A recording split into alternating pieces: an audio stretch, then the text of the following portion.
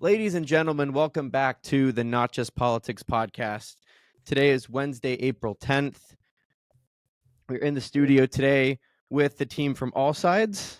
They're here to talk about, we're going to talk about a bunch of stuff, but all of you, welcome to the show. We have Claire Ashcraft, returning guest, bridging and bias specialist, Andrew Weinzierl, data journalist and media bias researcher. Yes, and then Julie Mastrine, director of marketing. You do other stuff as well, though, Julie, don't you? You do a bunch of stuff. Yeah, my title is Director of Marketing and Director of Media Bias Ratings, so I oversee a lot of our Yes, bias research. Yep. that is the other one. Okay. Everyone, welcome to the show. Thank you for doing this. I know you all are very busy, so I appreciate you taking time out of your day. For starters, for our listeners that may not know, what is AllSides as a company and what are its goals and what does it do? I could take that one. Mhm. So the mission of AllSides is to free people from filter bubbles so they can better understand the world and each other. And there's a lot of different ways that we do that. I would say the main offerings that we have to get people out of their filter bubbles are our balanced newsfeed and our media bias ratings, and they interplay with each other. We have 1,400 media bias ratings that we use to power our balanced newsfeed. And the newsfeed you can see right on our homepage. It shows headlines from the left, center, and right every single day to help people to see bias, get different perspectives, and think for themselves. So our really founding ethos is like the idea that a lot of people today only hear one perspective. They read their favorite news outlets, they listen to their favorite commentators, and they're only getting their own beliefs reinforced back to them. So that can be bad. I mean, it's not wrong to agree with somebody, but it can be bad if you're not getting another perspective, because if you're inside of a bubble, you might miss important perspectives. You might be misled. If one side is kind of twisting things, maybe getting that other perspective can help you to see the full truth. And also, whenever we're in a bubble, we're polarized. We polarize against one another. We think the other side is evil. We don't understand their view. We think they're ruining the country, whatever it is. We saw a lot of this during COVID. Families being broken up, people disagreeing, right? And we think it's because people, if they don't get a broad perspective, they have trouble understanding one another. They have trouble disagreeing constructively. So that's kind of in a nutshell, what AllSides is, what we do, what we believe. But there's even a lot more to it than that, which I'm sure will come up through the course of this podcast. When I talk to people, particularly partisan people, the one thing that they always say to me is like, "Oh, well, I don't think that the media that I intake is that biased." I've gotten a sense that, and I'm not trying to like demonize partisans, but I've gotten the sense that partisans are a little bit less. I don't want to say less willing to say that the media bias is a problem, but it does seem like they don't think that it's maybe as biased as it is. Is that something that you guys have experienced? I think that, yeah, the average person thinks, well, okay. I think one thing that we see a lot, and maybe Andrew has a perspective on this too, is that it seems to me like a lot of people who are on the left, they look at the kind of mainstream media outlets like the New York Times, the Washington Post, maybe CNN, and they think that they're just getting objective news from those outlets. But when we look at Americans across the political spectrum and average their views on these outlets, they do tend to lean left. So I think there's kind of an idea that the sort of mainstream outlets are in the middle when they're not. And so I think that and often we'll find that when we do editorial reviews to rate bias, that like conservatives will see bias where liberals are like, that's not biased. So I think that, and again, I'm curious what Claire and Andrew think, but to me, it seems like conservatives see more bias because the mainstream is not attuned to how they think. So they see it as biased, whereas people on the left are often like, no, that's just the objective truth. Because so many of the media outlets are reflecting a liberal worldview. So our position is that there's really no such thing as unbiased news, but you can adhere to standards that allow your journalism to be balanced, and to show different perspectives and to be fair. But that's not really the norm anymore. Most of the outlets are biased, and not a lot of people see that. I don't know if Andrew and Claire have thoughts on that, but that's what I would say. Yeah, Julie, I can, if you don't mind, I can jump in really quickly and say, yes, Yeah. outlets like in the center, for example, are could be perceived as unbiased, but then they might not include perspectives sometimes on the left or on the right, either. And so when you look at, that, dead center outlet, for example, you might not get the perspectives on the right and on the left. And of course, like you said, AllSides' mission is to, help people break out of their filter bubbles, right? And to expand their worldview. And sometimes it can just be so difficult to do that when you're only looking at one outlet, whether that outlet is on the right or is on the left or is in the center. When you just look at one outlet only, it's so hard to, grow your worldview as well. You get a lot more context when you look at various outlets. And when we say Yeah, there's sorry. there's no such thing as unbiased news, it's because of what Andrew said, where it's like you could be reading a center outlet, but there's almost guaranteed to be a perspective or a voice that isn't included. Like journalists are finite beings. The written word is finite. You can't include literally everything in your article. So that's why it's so important to read across the spectrum. And so I would just say to the average person, like, yes, the news you're reading is biased, whatever side it's coming from. You're not going to get everything from that outlet or from that article. So you have to have a broad diet. Sorry, to be clear, when I ask these questions, any of you can answer. I wasn't meaning to just talk to one person. I'm throwing these out for all of you. And feel free to call on us if you want to. Okay, I will do that as well. So when we talk about these media, when the media bias ratings, how did that 5-point? I don't know if you guys the 5-point system of left, lean left, center, lean right, and then right. How did that system get created? Was there ever a conversation to have more than 5 identifiers or less? Like, how did that whole thing get created? Well, going back very far, the creation of the 5-point scale predates any of us being at AllSides. So that's actually a really good question. I should ask our CEO why he decided on a 5-point scale, because I don't think I ever actually asked him that. And it's just the framework we've all been working with since we joined AllSides. So, but we have had conversations, which Claire and Andrew probably have been a part of and remember, about either like expanding the scale or having a different framework, because something that we hear a lot is like, and it's true, bias isn't just left to right. It's honestly a whole, maybe you guys have seen the political compass test, where there's like an x-axis and a y-axis, and you're looking at like economic freedom versus central control of the economy, or libertarianism versus like a conservative social framework. So it's not as simple as a left to right 5-point scale. And we know that. And we've written on our website about different types of ideological bias and how complicated this can be. And we hear a lot from people who are like, oh, you have Jacobin in the same category as the New Yorker, and they're not the same. And why are you saying they're the same? And we're like, we're not saying they're the same. This is just our framework, and it's simplified, and it gives you a very simple map of bias. But within those categories, there's going to be a lot of differences, and it's up to you to understand that. And we do have tools. We have a blog we wrote about different types of bias, like libertarianism versus authoritarianism, or traditionalism versus progressivism. And our scale doesn't capture all of that. So we haven't decided to expand the framework. We're working within our boundaries that we've set up, but we've talked about and would love to do more, and give people even more context on the news and where the ideology is coming from. Yeah, I was going to pull up the website so I could show people the 5-point system if they haven't seen it.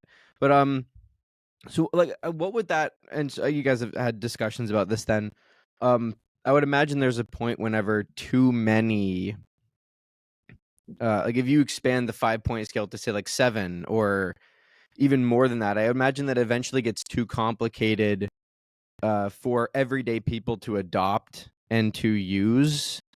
So like, is there a way to maybe add some like needed complexity to that system while also not making it too complicated for people to understand? Yeah, Carson, I can take this one and tell you.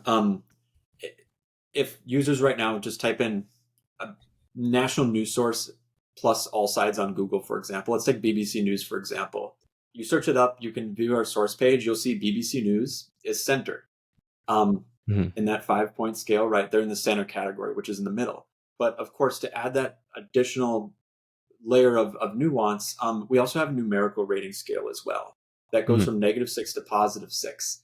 And outlets that we rate are somewhere on that scale. And so when you look up BBC News, I'm looking at it on my screen right now, I can see that their rating is -0.8, which is in the center category. But -1 is lean left. So BBC News is center, but they're on the left side of center and reasonably close to lean left. There are other outlets that are, on the right side of center as well. And so when you view individual outlets, you can see that, hey, it's a little bit more nuanced than just that 5-point scale. But again, you can still see kind of writ large. There it is right there. Yeah. That actually looks like Is everyone seeing this? BBC. I'm seeing it. Yes. Yeah, we see it. Okay, good. Yeah, so this is the 5-point scale just for people to see it. And this is just on allsides.com. The link will be in the description so people can go check out the website. Sweet. Thank you for sharing, Carson. Yeah, we were really trying to capture something. So we did just have the 5 categories for a really long time. And then Andrew came onto the team and he helped develop the scale, because something that we kept seeing was that there were a lot of media outlets that were somewhere between center and lean left. They were like kind of cuspy, and we were like, I don't know if they're center or lean left. They're like somewhere right in the middle. So we were like, how do we capture when an outlet isn't dead center, but they're like on the left side of center? So that was a huge catalyst. I would say just the proliferation of media outlets that are kind of center left was a huge catalyst for creating that scale. And we don't see a ton of media outlets that are like center right. That's more rare. There's a lot though that are in that kind of left side of center category. Why do you think that is? Well, journalists tend to lean left. Just the people that go into the profession tend to be liberal, and that's pretty well documented. So I think that kind of comes out in how they write and who they interview and what they focus on and the stories they choose and all that. So that's, it's just a kind of a liberal profession, right? Just like, I don't know, I think, truck drivers tend to be conservative, right? It's just, and you could pontificate about why are liberals drawn to journalism, or is there something going on in the universities where when they learn journalism, they're learning like liberal values? I don't know. But I think that's really what it is. And honestly, the task of the journalist is to get their personal bias out of their product as much as they can, and to be aware of their own bias and to seek out different perspectives. And it's like I think the phrase that I heard is that the journalist isn't unbiased, but the process is. So there is a way to hold yourself to a standard where you're kind of getting your bias out of it, but it's hard. And that's what we help a lot of new outlets to do, to see their bias and learn to write without bias. And let's talk about I'm going to talk about the Red Blue Translator a little bit, because I think that's one of the coolest things that AllSides has to offer people. Can you guys just explain what that is? Sure. I can take that one. So the Red Blue Translator is a tool that we have that kind of breaks down particular terms that the left and right might use differently. So it's not aimed at really giving you a definition of the term, but take a term like centrist, and it's not going to tell you what a centrist is per se, but how in general the right uses that term, and how in general people on the left might use that term differently. And it's not always going to be a left-right divide. We have certain things like artificial intelligence that may not necessarily be used differently by the left and right, but there are different perspectives in how different people use it. So the Red Blue Translator is one of those things that takes into account more than just a 5-point scale, and does look at some other dimensions, and we can really flesh those out by using that translator as a tool. Yeah, sorry, I'm like behind on I was also trying to pull up the Red Blue Translator. so I could show that to people. I'll get that in a second. Why is that important? Why is it important that we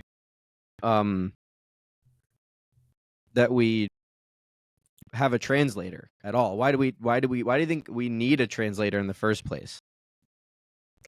Well, we were just talking about how sometimes people that are more partisan might view their news as being unbiased. And a lot of that is the people you surround yourself with. You might use certain terms and not realize that they mean something different to other people. And a lot of miscommunications and political arguments are grounded on basic misunderstandings of what does someone mean when they use these terms, or even making people more emotional because they use a term like illegal versus undocumented immigrant, and some people view that as dehumanizing. And you wouldn't know that other people view it in that way unless you happen to talk to them and have a very diverse group that you're discussing with. So I think if you don't have that political diversity in your geographic location, then it can be really difficult to understand where other people are coming from. And hopefully the Red Blue Translator helps break that down a little bit and help people understand that you might be using the same term as someone else, but you may have different interpretations of that term. And it's really important to clarify those before you go into a discussion about specifics. Yes. Can you all see this? Is this working still? Yeah. Okay, We good. can Yeah, see so it. this is the Red Blue Translator. And again, this is on allsides.com. And you just go through all of these. Oh, look at affirmative action. What's going on here? I think we have about 350 terms in there right now. Yeah, there's lots here, and there's questions to ask and talk about, and there's stuff that's going to be covered. There's a lot of terms in there. That's another really valuable tool that I think people should check out. Yeah, All right, let's dive in. The translator isn't like Claire said, telling you what something means definitively. It's not it actually used to be called the Red Blue Dictionary, and we renamed it because we didn't want people to think we were trying to give a definition. Right. We're actually just saying, like, when the left hears this word, they think this. When the right uses this word, they're thinking this. And this group has a positive connotation with this term. This group thinks of it negatively, right? So it's very useful that way because you can kind of understand the differences in thinking over the exact same word means very different things to different people. Yeah, if I could jump in, and my gosh, the translator is amazing, and I think we could talk about it all day, but we do need to move on. But like, I think an example I'll provide is the word woke. When you look at like the Red Blue Translator, allsides.com/translator, look up the word woke in there. You'll see people on the left, not all, will use that term and say it's generally a good thing. Again, not everyone on the left, and then a lot of people on the right will say, use terms like anti-woke and things like that as well, and will attribute that term as a very negative thing, negative connotation. And so, whether you're on the left or the right, I think it's important to understand what the word woke and what these 350 other terms mean to the people on the other side as well. So you can truly, again, expand your worldview and understand. Yeah, that's such an important question to ask people, is literally just asking, what do you mean when you say blank? It's something so simple that we could all do, and it would eliminate so much like miscommunication and stuff. What have all three of you learned about news in this country and how the news system works as being people that pay attention to what's going on and as people that work sort of inside of the world of news, but not the traditional system of news, I would say? I think that we're sort of like meta journalists. Like we like the blogs that I write and that Claire writes and Andrew, although Andrew's is more data focused, are very much like, how did the media, it's journalism about journalism. It's like, how did the media write about this? What were the differences? How did they show bias? So it's this like higher level analysis rather than just giving you the facts. We're giving you analysis of how the facts were presented to you. So the main thing there is that I've seen is that, well, one of the reasons I wanted to work at AllSides is because I used to be in PR and I would deal with journalists a lot. And I realized that there were so many different ways that they could slant information or omit information or not ask deep questions and then spin a totally different narrative than the reality that I was experiencing or what I was seeing with my own two eyes. So I became very interested in how that plays out and how that's done for political ends. And we do live in a democracy, so we live in a persuasive society. A democracy means that people are trying to persuade you to their view so that you vote a certain way, think a certain way, act a certain way, support certain political campaigns. And so by nature, the media in America has a really strong incentive to be slanted and to be like persuasive under the guise of being objective. So, and I learned that like most of the media is that way now. There's very few outlets that are just purely objective and giving you the facts in a way that's fair and even-handed. Claire and Andrew, what about you? Yeah, I would say, I was going to add, I feel like one of the biggest things is that journalists are just people. And I think we tend to think of them as like people that are above us in some way, like professors, like doctors that we look to for advice. But I think when you're in our industry, pointing out the bias that is sometimes so obvious, like I saw the way the left, I think, unfairly covered Trump's bloodbath comments, and then a few weeks later, the right unfairly covered Biden's Easter Trans Day of Visibility proclamation, and they just left out select context because of the point of view that they were coming from, that they didn't think to do proper research and contextualize it in a good way. But you also have to understand that they're on a deadline, and sometimes that allows people to fall back on their bias. And maybe that's a more generous view than some other people would take. But I think at the end of the day, like, understanding that you should look at the media across the political spectrum, and you should look at other places. You should look at your own research and social media and mainstream media and alternative media, because they're all going to give you something slightly different at the end of the day. And no one source, be it one source format or one source of a particular bias, is going to really give you the whole picture. Mm-hmm. And I would say, to add a little bit to what Claire said, she was saying, you know, they're on a deadline. I think maybe my less generous view is that if you slant something or omit context to make something sound worse than it really is, you get clicks, you get eyeballs, you get outrage, you get shares. So the media really has an incentive to twist things so that they get attention. And I don't even know if it's conscious. I honestly don't think that it always is, but I think that it sort of, it comes out in an unconscious way, and then it works.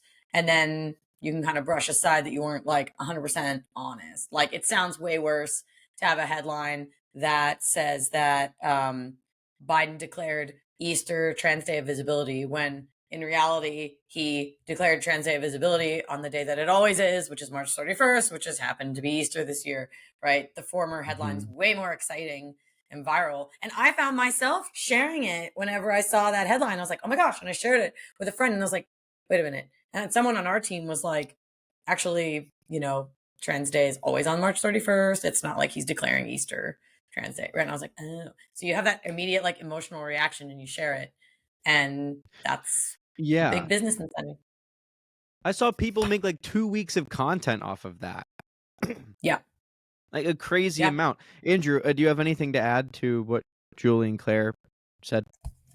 Yeah, I would say, to answer the question about what I've learned about the news, this isn't revolutionary by any means, but I just say briefly, like, just a mission in outlets. And I think Claire touched on that quite a bit. Whether intentional or unintentional, I found that there's a lot of context that I would have liked to know when I read an outlet that's only on the right or only on the left, or is thorough but is maybe only in the center, that doesn't provide context on the other sides. And so that's why I love AllSides so much, is because, you know, when you look at our homepage and look at our headline roundups, you can see right then and there, this is how the left and the right cover things differently. And oh my gosh, is there sometimes a really, really big difference in between. It was really surprising to me, like very much so. I thought media bias existed before I joined the team in 2021. I very much know it exists, and it's very much, I think, proliferated as well. So I think omission is a really big one that I try to keep my eye out for. Mm-hmm. And Andrew, whenever because you're AllSides is a very data oriented company to begin with, but that's sort of a lot of that, from what I understand, is coming from you. You're like one of the data people. Do you get a different? Does looking at the data give you maybe a different view of something than it would maybe give me, like by just reading headlines and just reading articles? Are you getting, do you think, more of a holistic view of what's going on whenever you're actually, maybe that's like a silly question, but it's just a thing of like, I imagine a lot of the data that you're seeing is stuff that the public isn't immediately going to see or isn't immediately going to look for. Yeah, if I understand the question correctly, I think some of what we do is, and we'll talk about the Google News analysis in a little bit, is look at more than just like one-off examples that could be cherry picked or something like that, but do something a little bit more thorough, which is looking at hundreds of pieces of articles and getting an average thereof. And so that's why I love working with data, is because we can look at and run a statistical analysis to say, definitively or within a margin of error, whether something is perceived by regular everyday Americans as on the left or as on the right, which sometimes when you just get one-off examples, it can be hard to sort of draw out conclusions that can feel like they're cherry picked. So I don't have a very specific example that I can provide, but I'm sure we'll talk about Google News aggregator analysis at some point here, and can dig in a little bit deeper to that. Yeah, I don't know if that question was phrased very well. I was just along the lines of like any trends that you, and you did kind of answer that, but like on the lines of like any trends that you've seen, or any, do you think looking at the data helps you zoom out a little bit to like 30,000 feet and to look at things? Again, maybe that seems kind of obvious. It's just not something that we do. It doesn't seem like our culture has prioritized like we talk about valuing data and valuing science, but I'm not sure how much we actually do it. I think people just say it, but I don't think that the majority of people will actually, because people are busy and they have lives, but also people, I think, are afraid of having their ideas challenged or being proven wrong by a study. And we've almost become, I think, a little bit like wary of like looking at the data because we're afraid that it might untangle our worldview a little bit. Yeah, I think that's very fair. And there's many ways I think that you can interpret data as well. Some will interpret it as like, hey, this is like an argument that I can use for my side, and others will say, no, it's not. And right. Again, we can dig into that a little bit, but I think people interpret data a little bit differently. One thing that we have done previously is looked at like outlets searched in each state as well, for example. And what we found in an analysis done in 2023 was that throughout 2021 and 2022, when you look at the AllSides media bias chart, the most searched outlets in each state were outlets that were left or right. Outlets that were searched up via Google Trends and analysis that was done were very seldomly lean right, very seldomly in the center. There was quite a large amount in the lean left category because that's where a lot of mainstream media outlets land. But what we found was that when people search up media outlets, they are over 50% of the time overwhelmingly searching up right and left. They're searching up the partisan outlets as well. Yeah, Did we find that correlated with whether or not the state itself was red or blue? I think we did, right? Do the blue states search more outlets on the left, or not quite? Kind of. I live in Minnesota. Minnesota searched the most for CNN versus Fox News. Interestingly, Texas, which I know is perceived as on the right or Republican, maybe isn't as Republican as some other states. Interestingly, they were a little bit more Democratic in searching up outlets on the left. Is Minnesota a red or blue state overall? Currently blue, but some I think would describe Minnesota as a swing state for the 2024 election. Yeah. Yeah, it makes sense that Um, Texas might be a little more blue than people think, because a lot of the cities in Texas are very progressive, and there's a lot of people in those cities. So that would make sense to an extent. And this yeah, is something that's I should right. have mentioned. I should have mentioned this earlier, but all sides applies the rating system to people as well on the team. So we do have a balanced group here. So Claire, you are labeled as center on all sides chart. Andrew, you are rated lean left, That's from what right. I remember. And That Julie, that you is are correct. okay. And Julie, you are. I know that you're on the right. I just don't remember which one you're on. Lean right. Lean Yeah. right. Okay, cool. Yeah. Okay. We use a couple of different metrics to determine that for the team members, and everybody that joins the team has to take these. Mhm. We have a couple of like political compass quizzes. And then we also have an internal tool, which anybody can take. Anybody listening to Mhm. this can type in rate your bias, all sides, and you'll get a little quiz Ooh, where you okay. sort of self-identify how if you're left or right on certain issues, and we give you a rating on our 5-point scale. So I'll put that it's kind of link in the fun. description. Yeah, I'll put that link in the description as Yeah. well. I was rated as center at AllSides whenever I interned there. Okay, and I just wanted to throw that out just for the people listening, so that we have try to have a balanced group here.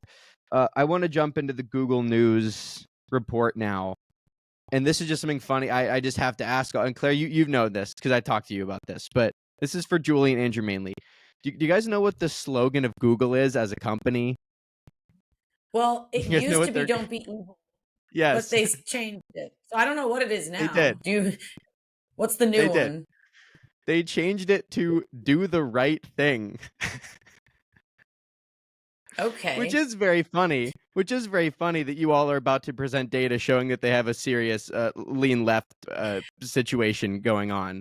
I do find that kind of Yeah, funny. by our standards, they're not currently doing the right thing. Doing the So, right. So I just thought that was but kind of a I don't know funny what their thing. standard for the right. But this is I this is thought. actually kind of an interesting conversation, because, like, we'll go into what we found, but overall, we found that Google News leans left. But Mhm. people comment on our Instagram and stuff, and they'll be like, "Good, like, don't let the right terrible ideas get out there." So by Yeah. some people's estimation, suppressing one side is the right thing. That's not our position, but it's an Yeah. argument that is made. Anyway, Yeah, well, it's good because Google went from "Don't be evil." It's great. It's real funny to tell people, like, there's a difference between like "Don't be evil" and then like "Do the right thing." It's like they've gone from telling people to not be evil, they're now telling people what to do instead of what not to do. It's kind of a fun difference we have going on there. They're like they yeah. ditched "Don't be evil," and they didn't tell anybody about it. They just removed it quietly, and nothing happened. And then I don't know when it became "Do the right thing," but I just thought that was kind of funny. So let's jump into I this have heard report here. I have it pulled up as a PDF, but if either one of you would like to like do a screen share or anything to go through this, we can, or I can do it. It's up to you. If I share our press release in the chat, you could pull that up. Okay, It's sweet. the We most have a. succinct, I think, version of Is what we this found. okay? Yeah, this might be what I had Okay. pulled up. Is it? Yeah. Oh no, this is different. Okay, I will Yeah. There's screen a share big, this. Let me. giant, honking report, and then there's this press release, which is more succinct and probably the better thing to show. So, Okay, great. It should be this. It's yeah, This is weird because I can no longer see you guys. I can just see my screen. we can see you. Okay, So so don't make any weird where faces. would you like me to just scroll through this, or are there specific things you'd like to take a look at? Yeah, just maybe scroll down a tiny bit, but basically what we found in a nutshell, we did analyses. I'll have Andrew explain how we did it after I give the summary, but we have analyzed news aggregators for the last couple of years, and we did Google News in 2022 and 2023, the end of 2023, right around the midterm elections. The 2022 analysis was around the midterm elections. So what we found is that Google News, what we do is we look at the share of articles that the news aggregators are presenting from media outlets on the left, center, and right. So what we found is that 63% of articles displayed on Google News over a 2-week period were coming from the left, and just 6% were coming from the right. So actually, if you scroll down a little bit more, scroll down a little bit more, it'll show you just Google, and then we can talk about all the aggregators. Yeah, so this is, you scrolled past it. This is fine too. Oh, no. So either one of these. This is the 2023 data showing just how massive that share of lean left media outlets is. Very few left-rated outlets are curated. Almost no lean right outlets, 1%. And to be fair, there aren't that many of them.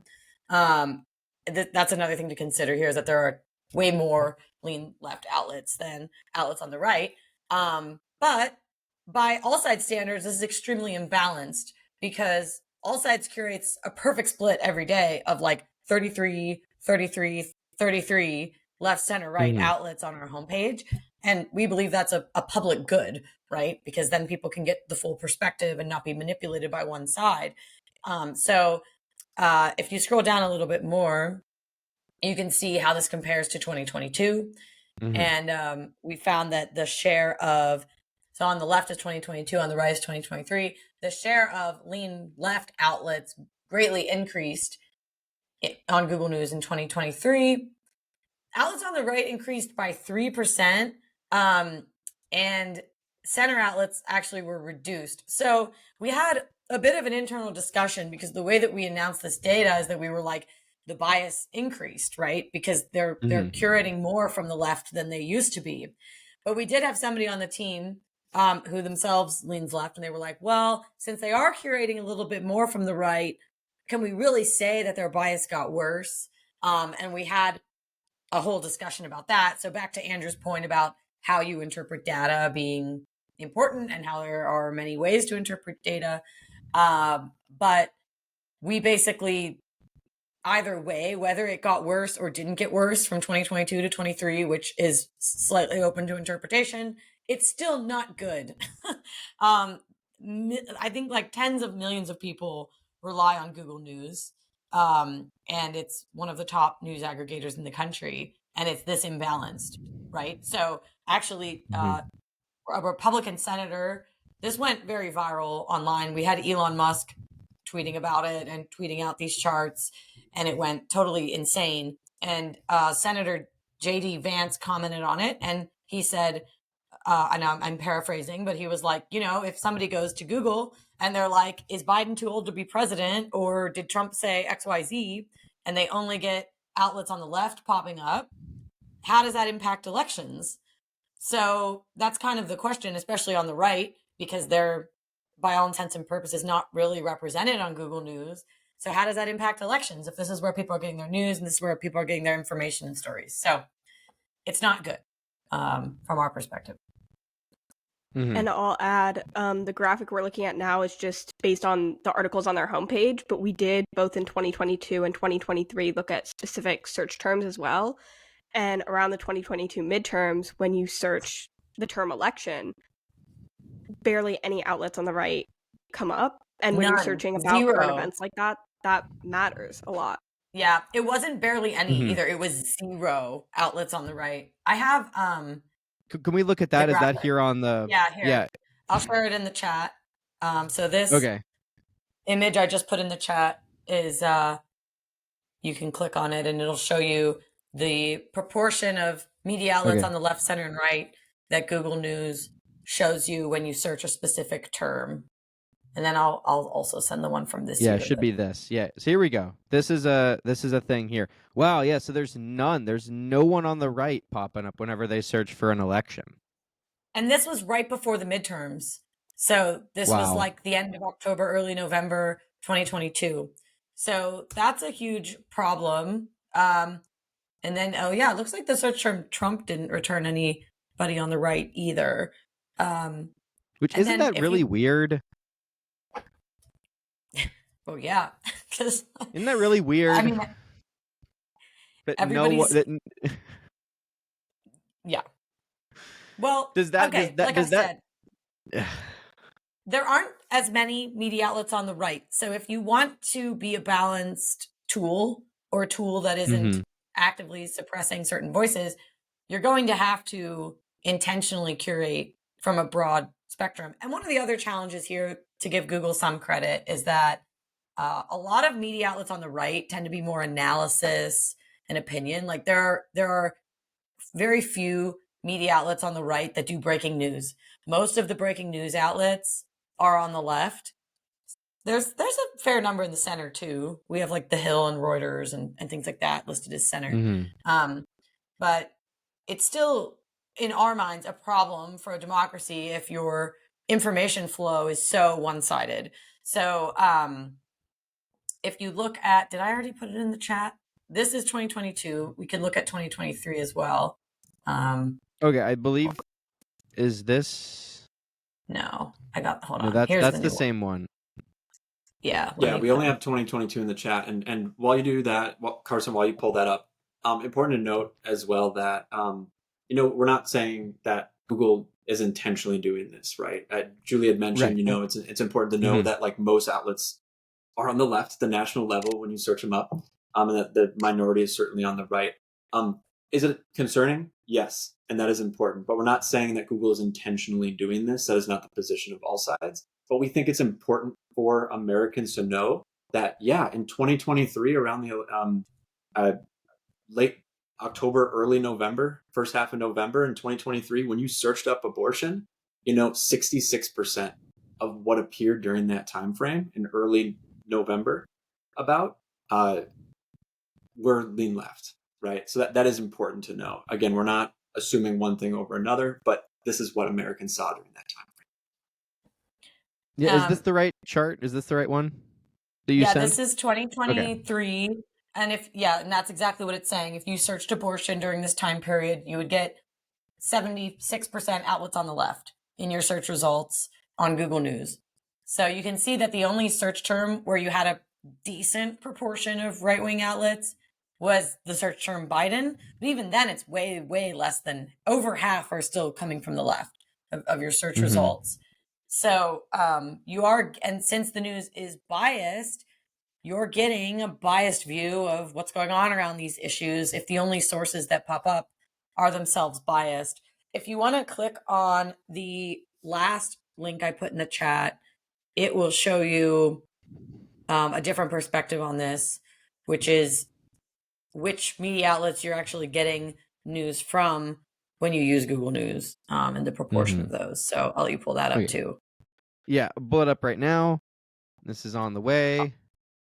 Yeah. I'll just add on the topics. We tried to pick terms that were relevant to the left and the right. So part of the reason the left appeared so much on a topic like abortion or climate change is because the left tends to care more and write more about that. But we also picked terms like economy and immigration that tend to matter more to the right. And we saw that although the right was a little better represented in those terms, it was still nowhere near the 33% that would be equally represented. Yep. And then you can also see from this chart that if you're using Google News, you're getting 16% of your search results from CNN and 12% from the New York Times. So it's like, who are you getting the news from when you use Google News? It's these outlets for the most part.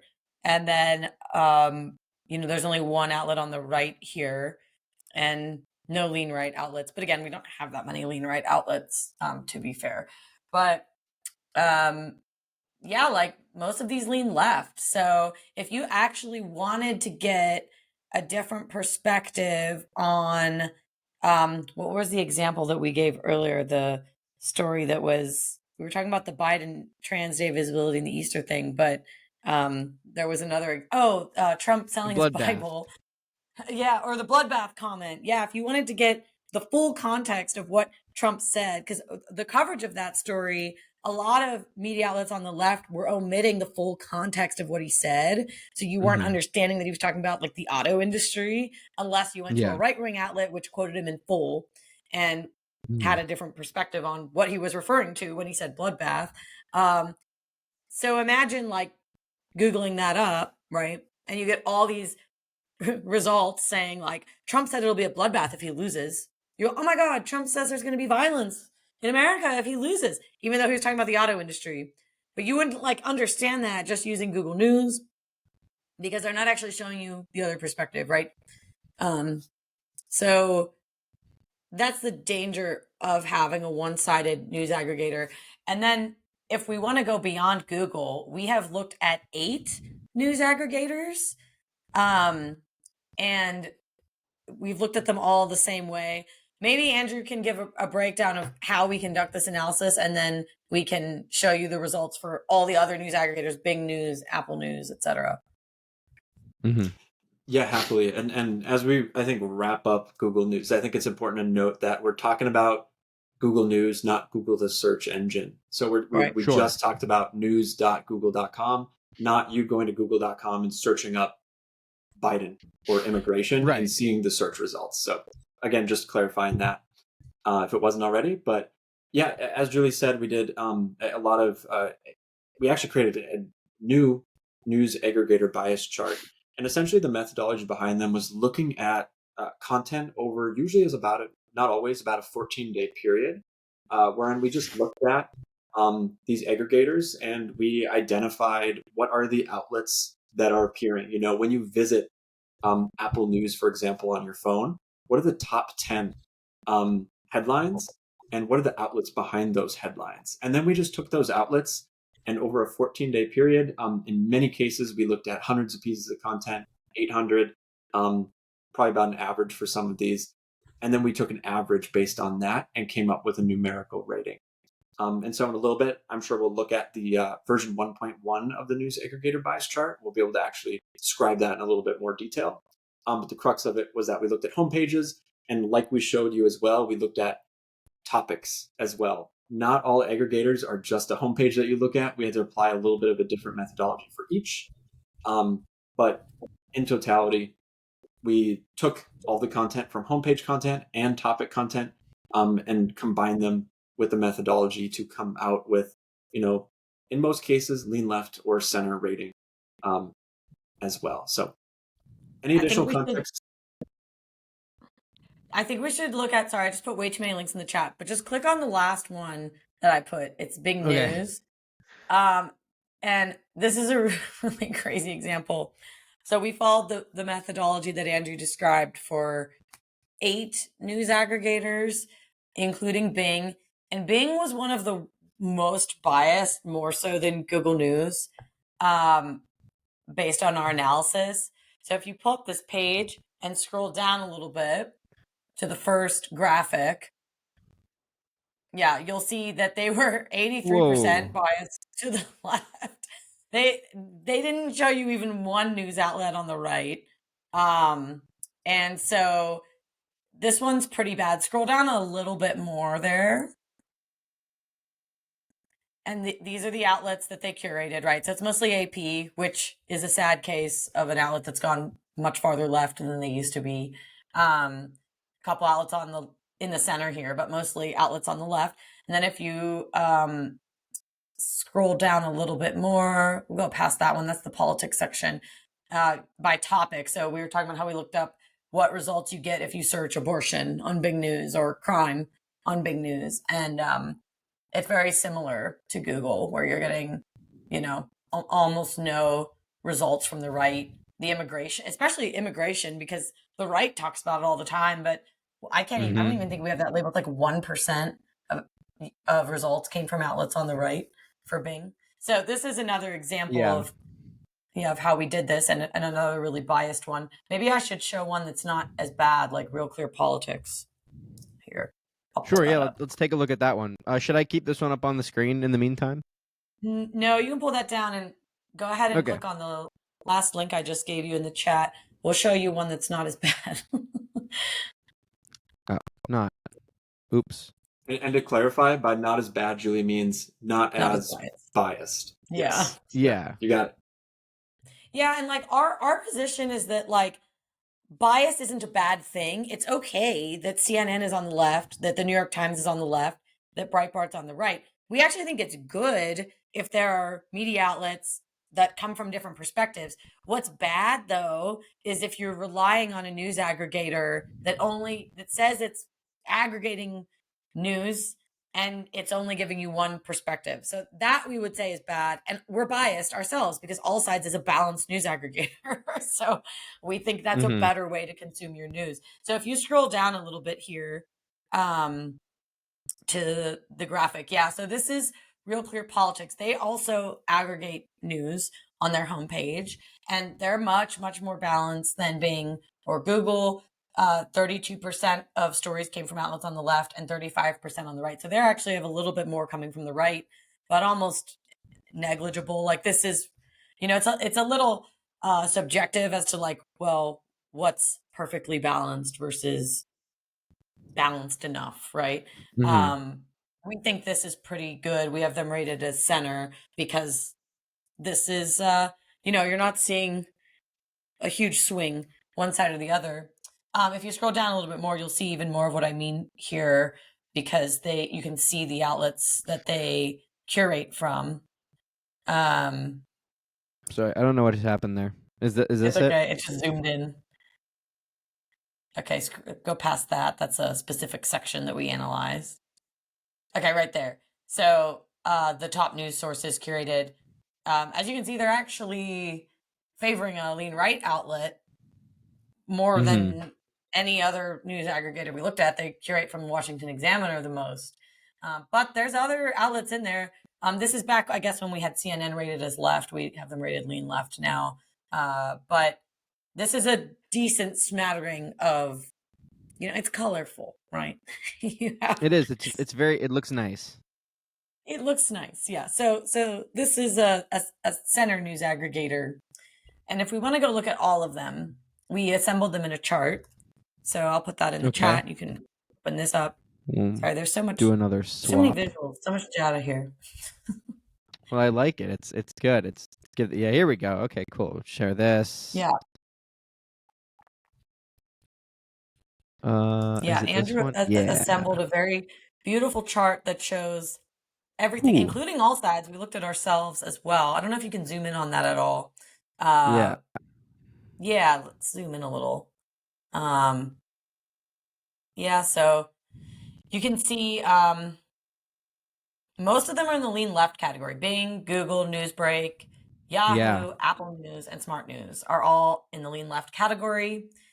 We have Real Clear Politics and AllSides, which we just looked at, or Real Clear Politics as almost dead center. And then Drudge Report comes out center, but almost lean right. And they're a very weird one that we could do a whole podcast on because they curate mostly from lean left media outlets, but then they rewrite the headlines to be very like lean right. So the aggregate ends up being that they're like on the right side of center. They're weird. So we took into account the fact that they rewrite the headlines and make them more appealing to a conservative audience. And they choose stories that are more appealing to a conservative audience. So that's how we get the weirdness with Drudge. But so this is American news aggregators. These are the top news aggregators. The only one that's super center is AllSides. So why is there not a right rated news I mean, is that like I don't this is not a joke, but is that like InfoWars? Like I don't even know like what does it there's none. Why do you think that is? I mean, there's none that like maybe there is like a very niche one that we haven't heard of. We just did the big ones that people have heard of. And I don't know why that is. I mean, I think Drudge was like trying to be that. But their sources. Should I leave this up? You can take it down or whatever you'd like, but maybe I think Drudge was trying to be that, but they've even I think they were a bit anti-Trump, so they kind of fractionated their audience on the right, from what I can tell. So yeah, I don't know. I mean, I suppose if you were a news curator on the right, you wouldn't have as much to choose from because there aren't as many media outlets on the right, and there certainly aren't as many that do breaking news. So to be like a purely lean right or right news curator, it'd be the same handful of outlets all the time, probably. But I mean, even these lean left aggregators are curating mostly from AP, the New York Times, Washington Post. So just yeah, I don't know. And so just moving on to sort of the broader conversation about this, how does Google, in AllSides' estimation, how does Google fix this problem? What steps do they need to take to put themselves in a better position?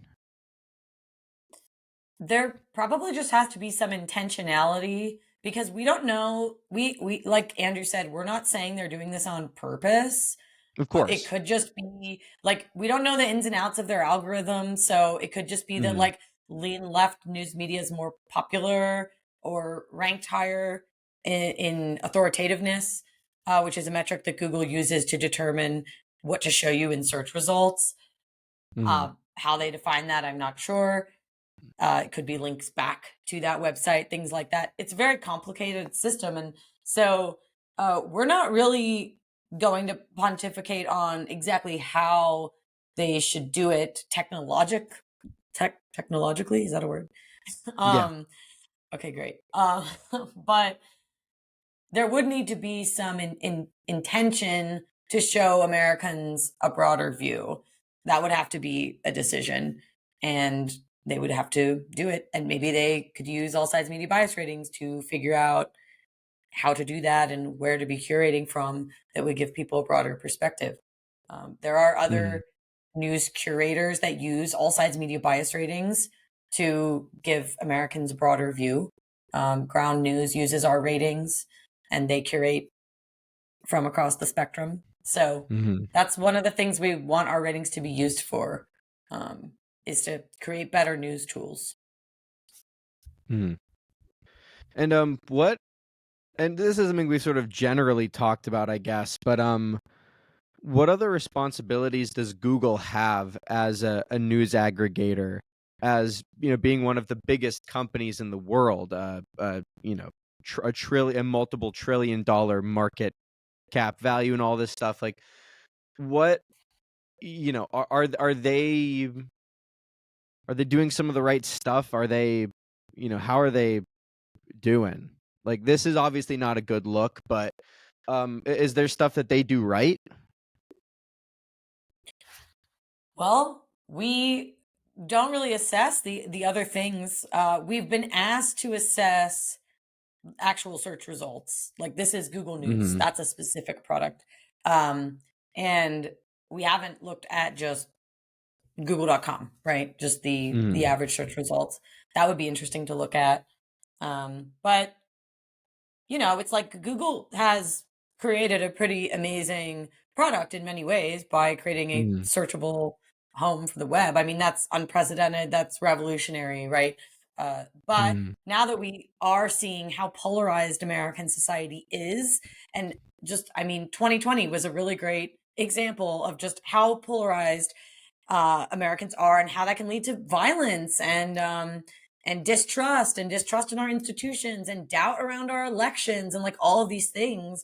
So there is a duty that tech companies have to be creating products that are going to better society and not tear it apart and tear apart the fabric of it. And that's why AllSides exists. We're trying to create tools, and we are creating tools that help Americans to understand each other rather than polarizing them against one another. So there's a duty there. And right now, our belief is that Google is failing at that, if that's what they want to do. I don't know that that's what they want to do. What did you say their tagline was? Do the right thing. It's my favorite. It's one of my favorite corporate slogans that I've heard recently. Do the right thing. Yeah. So, like, our position would be that they're currently not doing the right thing if the right thing is Mhm. to give multiple perspectives a fair shake, accurately represent the spectrum of political thought in America. Mhm. Don't suppress a side that you disagree with just because you disagree with it. Let people see all the perspectives and decide for themselves. Sunlight is the best disinfectant, right? If there are bad ideas out there, we can contend with them, we can talk about them, right? But sometimes the most popular belief is not the right one. Like my favorite example of this is Galileo. You know, he was suppressed for pointing out that the Earth isn't the center of the universe, and that was misinformation at the time. And then he turned out to be correct. So you need to Mhm. kind of have just tools for people to assess information and think for themselves. And if tech companies trust Americans, trust the reader, then Americans will trust the tech companies. And right now, I think that people don't trust Google. And this is why, Mhm. uh, because they see the bias. Yeah, I didn't think about that. Galileo is like the first. He was like the first guy thrown off Twitter, kind of, if you think about it. Yeah, exactly. Yeah. He was kind of the first person to ever get canceled. Wow. That's Yeah. interesting to think about. All right, R.I.P. If only if only fire was around to help him. Okay, I can so imagine what else? an AllSides headline roundup. Is the Earth the center of the universe? Here's the Yeah, Catholic yeah, yeah. Church's Is perspective. Galileo? Here's an Can op-ed we by get a Galileo. who was big tech back then? Was it the Catholic Church? I guess, yeah, probably. I don't know. I'm just spitballing now. Can we get a biased analysis on them? I don't know. Okay. So this is just a final thing I want to wrap up with. And again, I sort of did this in the beginning, but there are people that I talk to, and there are going to be people, I imagine, that look at a situation like this, and they're going to say that it's not that much of a problem. There are dangerous ideas out there. I don't want them getting more coverage. I don't want them gaining traction. I don't want people to read those news sources and get tricked or get deceived. And at the end of the day, there might be some people that kind of support this, that kind of think that Google is doing the right thing. What would the argument be for, to those people? Yeah, we get that question a lot. Like, aren't you presenting a false equivalency, or are you spreading Mm-hmm. misinformation because there are ideas out there that are wrong, etc. And Mm-hmm. one of the things is that All Sides doesn't present you with perspectives unless those perspectives have already risen up in the zeitgeist and they're being talked about on the national level. It's being debated by our leaders, by Americans. We're not digging up hyper fringe views that aren't really being talked about and being like, hey, look at this. Should slavery be legal? Like, we're not going to do that, right? There Mm-hmm. are ideas that are outside of the Overton window, that are settled, things that are not currently being discussed. But at the same time, there are a lot of ideas that are currently being discussed, and that back and forth is important. And like I said earlier, sunlight is the best disinfectant. There are ideas in society that aren't settled. There are issues that aren't settled that we're contending with. What should we do about AI, right? How should it be regulated, right? If we Mm-hmm. suppress ideas at this point in the conversation, that could be bad because maybe the solution is something that's unpopular right now. But if we suppress that, then people can't actually give it a fair shake and think about it. So uh, we don't while we have a somewhat broad interpretation of the Overton window, we're bringing in more perspectives than like your average lean right or lean left media outlet is. Mm-hmm. We also aren't digging up fringe views that no one's actually discussing. So, and we have to use our own discernment and moderation to determine what to include and not to include. Because, like we tend to say, everybody has a bias, including us. We are, selecting which headlines you see. We think we do a good job of giving a broad view to Americans, and we think that that's a public service because it allows people to honestly contend with ideas that are out there right now and do so in an even-handed way. But yeah, if you are in the business of suppressing, then you get into censorship and you get Galileo in prison. Mm-hmm. So I think an example, if you don't, I can jump in and say an example that I might Yeah, of provide, like course. for Google News. Like when you search up immigration, for example, with most, again, not all, most of the outlets being on the left, you'd probably see more stories. Potentially, what we found through research is that outlets on the left might maybe highlight like migrant stories and things like that a little bit more, might be a little bit more negative towards like the build a wall sentiment and things like that. And that's a perspective I think all sides we want people to know about, but we also want people to know about, and many Americans just looking at public opinion research think that border security is also an issue. And I don't know because I'm not looking, and we talked about this, and I'm on the left myself, but a lot of people are talking about border security as well, and that is something that Americans are looking up, are looking for, are interested in I think learning more about. And while we didn't do it, I wonder what Americans would have seen if they dug into the content about immigration. They would have seen potentially more stories about migrants and undocumented folks coming to America versus more of a security issue that potentially outlets on the right would convey instead. So I think that's one argument for, I think, really wanting to see all sides. It's in the name. Yeah, and I'll say also that like AllSides doesn't endorse views. We just offer them up for consideration. So we're not going to be in the business of being a ministry of truth, but we're also not an anarchic free for all either. So we think the answer is like somewhere in the middle. We discern a range of views. Well, good that luck we with offer that up for opinion. consideration. Good luck with that opinion. It should be somewhere in the middle. That's a controversial yeah, it's statement. not popular. No. Yeah, it's not a popular. Moderation is not popular in our polarized society right now.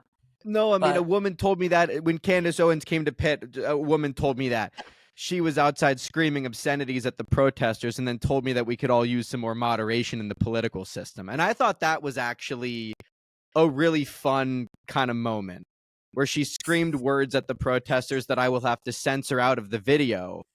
And then she's like, but if we could all be a little more moderate, I think we'd be better off. And I thought that was a reasonable thing to do. Okay, we're gonna wrap this up. I have some questions for all you, questions that I like to ask every guest at the end of the show, and then we will wrap. So I don't know if we'll just kind of go down the line, or people can answer this, and people can answer in any order you'd like. But for starters, for all three of you, what is your favorite part of your job? Let's let Claire go first.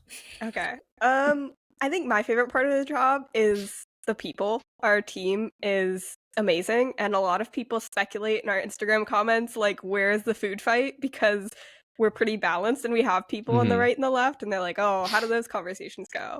And they go great because we all have vastly different experiences. We're very geographically diverse, so we have people that live in the middle of nowhere, very rural places, and people that live in big cities. And whenever we get together and all get to be with each other, it's just really cool because it's so rare that you have such a diverse space, but we all agree that what we're doing and trying to give people the full picture is very important. And that kind of supersedes like these other smaller differences. But like also when we're having dinner, we love to get into the small differences that are just fascinating. Andrew. Yeah, I would say I could answer this in a million ways, but I'll say like just I think building tools that people will use and will affect their lives. Like that's pretty incredible stuff to be able to create something. People read news. They're not going to stop reading the news, I hope. And I think it's important to read the news and for us to provide a tool that allows them to understand what they're reading and how it could persuade them, intentionally or unintentionally, is really, really powerful stuff. And it puts us in a unique position where we need to remain humble and to not, like Julie said, describe ourselves as the ministry of truth, but just making the world a little bit of a better place, making the world a little bit more understanding of each other and of different perspectives. Really, really exciting stuff. That's why I love it. Good answers. I'm like Andrew. I think I could answer this a billion different ways because I'm very blessed that I love a million different things about working at all sides, like the Mm. team and building tools that are useful. I think that the main thing though is working for an institution that has integrity, is focused on integrity, that has a high standard of excellence, and everybody on the team really is focused on doing good work and holding the media to account, just revealing what's really going on so that people can get the truth. There's an element to all sides where we're very honest, and that's why our tools are trusted, because they're honest and they help people to find the truth by being transparent about what's going on. So we're not in the business of manipulating people. We're not in the business of necessarily swaying people. And so many other media companies are. That's like their whole bread and butter. So I think that working for a company that has integrity and is useful to people, where people don't feel like they're being manipulated or lied to, I think that's my favorite part. And then also just that it's fun.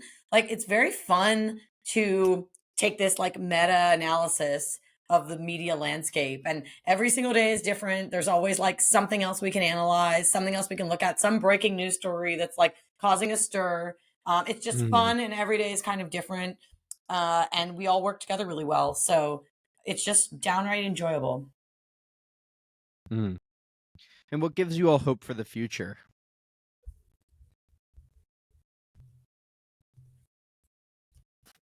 I think The it's future of media?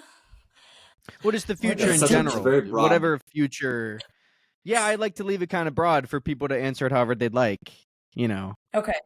I think that I'm hopeful about like the democratization of media. In a way, it's been total chaos to have Mm. everybody, like there's no gatekeepers anymore. Like we're doing a podcast right now, right? We didn't have to like Mm. let CNN invite us to their studio to have this platform, right? Mm. So I think that that's awesome because you can, there's more voices available, etc. That does have a downside. It's chaotic. Mm. Maybe, you know, voices that don't have a lot of integrity, have a lot of reach, etc. Mm. But I do think overall there is something very exciting and promising about media being accessible to more people, more voices to be heard, alternative media having more reach through social media and online platforms. So I would say that does give me hope that there's just more options out there now and the media landscape is broader. Mm.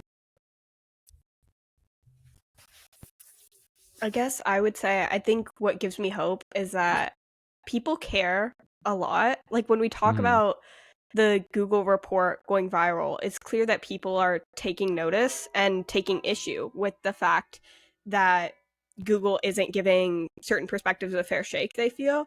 And then even the people who might agree that certain perspectives should be suppressed, usually their argument is something along the lines of credibility and truth. And while I may really, really disagree with that answer, I think everyone here cares so much about finding what the truth is and people being informed so that we can build a better nation. And as long as we can hash that out in the public sphere, I think there will continue to be hope for sure. Mm-hmm. Well, we just saw that the bells were ringing. They just threw another Galileo out. I think they just censored somebody else. I'm kidding. That's a joke. I'm not trying The to. angels agree with Claire. Down I in the just heard the bell. church bells, and I was like, "Oh, they're throwing out another person." Sorry, Andrew. Yeah, I Round would this say out. what I would say gives me hope really briefly is just I think interest in like understanding each other is growing. Interest in bridging divides among the left and the right is, I think, arguably growing around the United States. I think that's what we need right now when we feel like media, when we feel like politicians are dividing us more and more to try to get us to vote for them. I feel like we're starting to band together a little bit more and understand that we are not each other's enemy. We don't need to be. Mm-hmm. That's what gives me hope. I think, especially as young people and older, coming together and saying, enough is enough. Like, let's just understand each other. And I think we're seeing a movement now across the United States where people are starting to shift to that mentality. I hope it continues, but I think that sort of light at the end of the tunnel right now, I think will grow. I think it'll expand. I think we'll see this enter into a larger movement that, all sides can, I think, really champion with the work that we're doing. And last question. What advice what advice do you all have for young people? And this is the last one. And Claire, I think you've answered this question 4 times. Every time you've been on the show, I ask you the same question. And I apologize if you've just going to say the same thing again. You're allowed to. But what advice do you guys have for young people? Ooh. Ask questions. Any time. Okay, we are bombarded with information, media, opinions, 24/7. Just ask questions, look for original sources, and just practice your critical thinking as much as you possibly can. I guess question everything is kind of the cliche, but I would say that. Ask questions. Don't just consume uncritically. Use your critical thinking hat. Any sort of information that's coming your way, do more research, look for multiple sources, look for the original context of what the information is, look at who it's coming from, look at what perspective they might have, what financial incentives they might have to push that information. Just do your diligence, and use your mind and ask questions about everything that's coming through. I would say to young people, I'd say to anyone, I don't know if this is explicitly to young people, but like, become an expert of like the other side. I think that I think lawyers do this quite a bit, where it's like when you're studying a case, like you understand and you feel like you can argue the other side better than your side. If you can, I think we're all about understanding, right? And so if you can, pick a topic, let's say it's abortion, let's say you're pro-choice. Why is someone else pro-life? Can you learn that? I think it's about, empathizing a little bit, but just understanding why people align the way that they do. I understand religion is one thing that can cause a lot of complexities. But pick almost any topic and become an expert of that side, because you'll probably start to learn a few things that maybe you didn't know previously because you're in your own filter bubble on your side. Might not change your view, and it doesn't need to, and I think that's okay. But understanding, I think, is very, very important. That's great advice, Andrew. I wish I'd thought of it. Happy to contribute. I don't even remember what previous advice I've given on the show. I'm sure it's all been brilliant. So they should listen to me. But not that I have the authority, but I would say, at least as of lately, this is not necessarily related to media, but I've been doing a lot of meditation and getting into that. And I think it's really important. It's very cliche to tell young people to unplug, but you genuinely will go crazy if you keep bombarding yourself with media, with reading the news, with keeping up with all your friends. And if you can sit and stare at a wall for 30 minutes and do nothing but appreciate the way it feels to be breathing and to not actually think of anything, it really does, I think, do wonders in just connecting to yourself and where you are in the world, and shutting out the internet and the constant connection to everyone all the time, which can be, I think, really overwhelming, and we were never meant to process that much. So I think it's really useful to get comfortable just sitting with yourself in that way, and know that it's like not scary to just be alone with your thoughts and not constantly have a podcast on or be maximizing your time, or doing all those other things that we've constantly been told by the culture we need to be spending our time in X, Y, and Z way. Wise. We've been called out. Well, Never doing mind. a podcast, Don't listen to we've Claire. been Be told on to stop listening to allsides.com podcasts. every Shut this minute of the episode off day. now. My favorite Galileo quote is "Get the hell off Twitter." He said that right before the church threw him on the street. All right. Thank you all so much. I really appreciate it. I love what you guys do. I love what AllSides does. And that's not sponsored. And I appreciate it. I know you guys are very busy. So thank you all, and we wish Google News well. We do. Thank you for We having wish us, them well. Carson. Thank you, Carson. Of course. All right. Thank Bye, you. everybody.